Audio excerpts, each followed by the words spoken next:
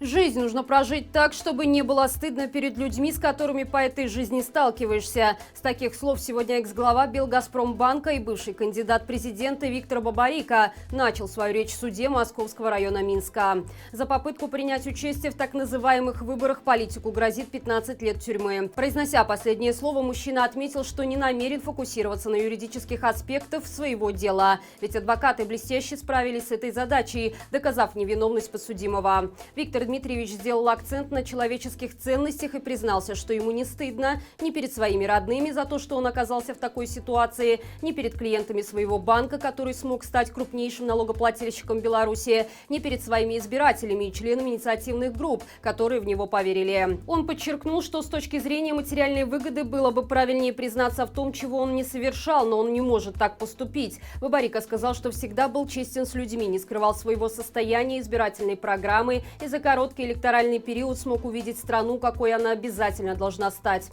Улыбчивой, честной и открытой. После этого речь обвиняемого на полусловие прервал судья Игорь Любовицкий. Псевдослужитель закона сослался на некие обстоятельства, не имеющие отношения к процессу.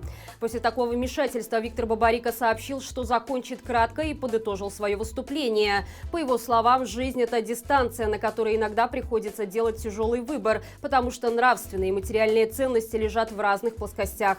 Его выбором было поступить по совести ради будущего своих детей. Виктор Дмитриевич пожелал всем на этой дистанции после любого своего выбора услышать от самых близких, что им за вас не стыдно.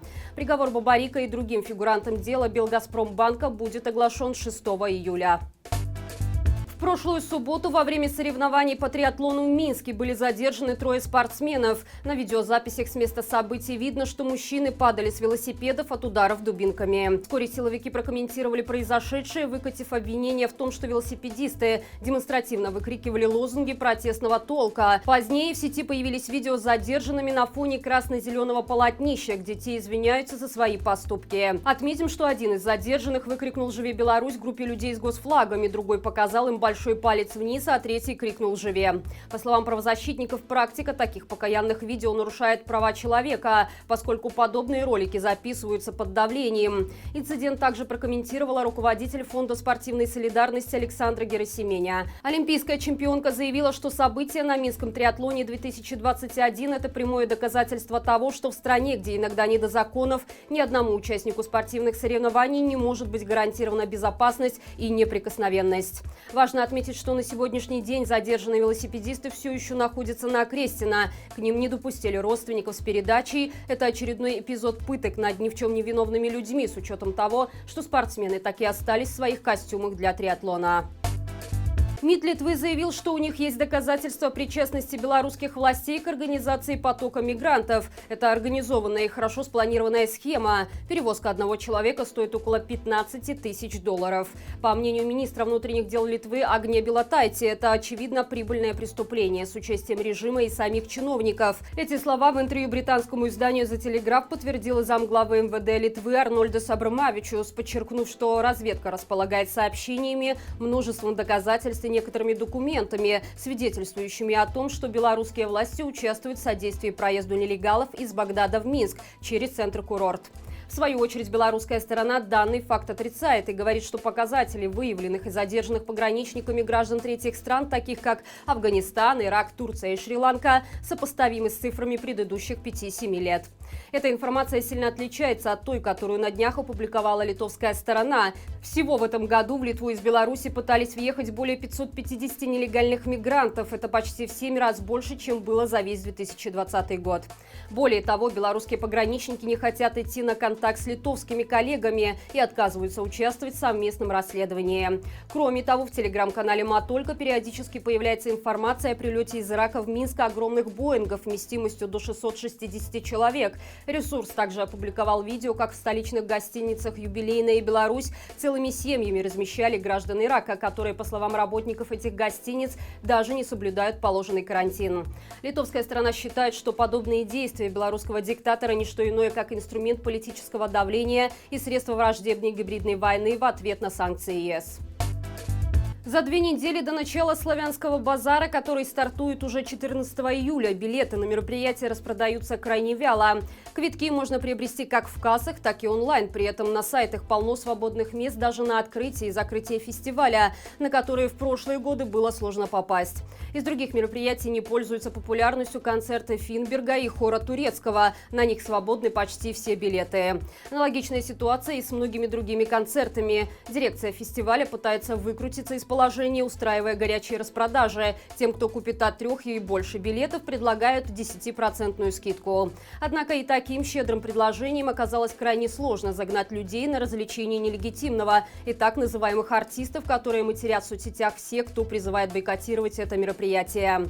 По традиции в дело пошел и административный ресурс. Билеты распространяют через предприятия и профсоюзы. По словам работников, им предлагают оплатить половину билета, а остальные обещают докинуть из профсоюзной кубышки. Видимо, бесполезная тусовка важнее целевой помощи сотрудникам, на которую и собираются профсоюзные взносы. Судя по всему, не помогает и это. Тогда людям предлагают взять билеты бесплатно. Что ж, как мы видим, такой сыр в мышеловке свободным белорусам не по нраву.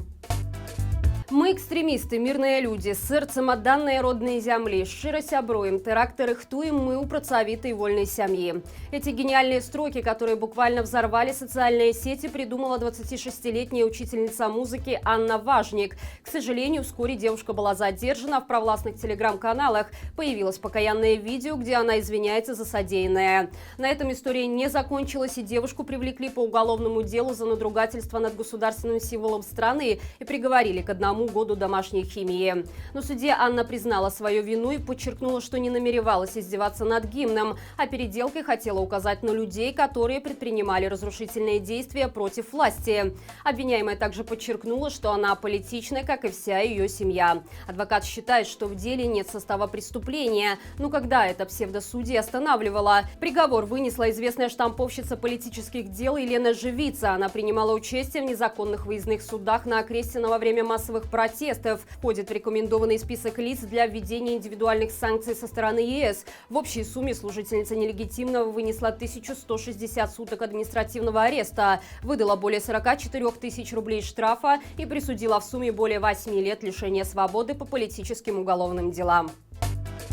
Следственный комитет Беларуси начали вызывать бывших сотрудников ОНТ, которые бастовали и уволились. Некоторым из них позвонили следователи и пригласили на допрос, другие получили повестки по почте. Всех 20 человек вызывают в качестве свидетелей по уголовному делу, подробности которого не называются. Важно отметить, что после увольнения бастовавших руководитель пропагандистского телеканала Марат Марков заявил им, что такого поступка не забудет, и угрожал возможным уголовным преследованием, если те будут давать интервью о ситуации с ОНТ другим медиа.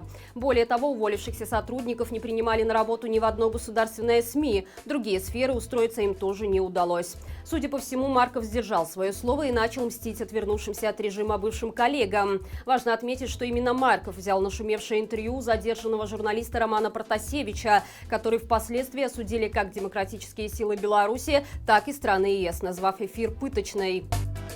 И это все на сегодня. Друзья, команда Маланки представляет свой новый канал, на котором все, кто ценит честные новости, ждут горячие обсуждения, неудобные вопросы сторонникам режима и представителям демократических сил Беларуси, а также свежие проекты. Обсуждать вместе с нами важное, делиться главным и строить новую Беларусь сможет каждый наш зритель. Наш первый проект появится в эфире, как только на канале появится первая 1000 подписчиков, и вы можете помочь нам приблизить этот момент. Поделитесь ссылкой на Маланка Лайв со своими близкими и, конечно, подписывайтесь сами. Ссылку мы оставим в описании к этому видео. До встречи завтра и живи Беларусь!